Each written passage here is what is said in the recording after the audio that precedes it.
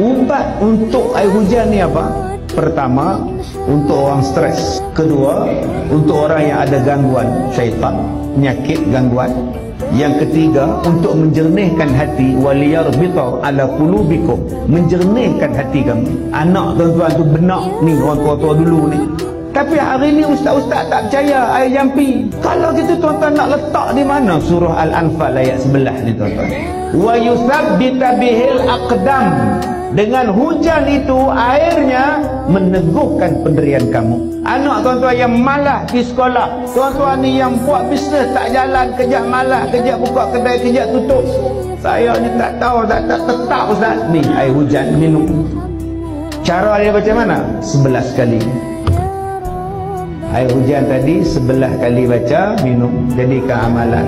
11 kali surah Al-Anfal ayat 11, baca terus 11 kali.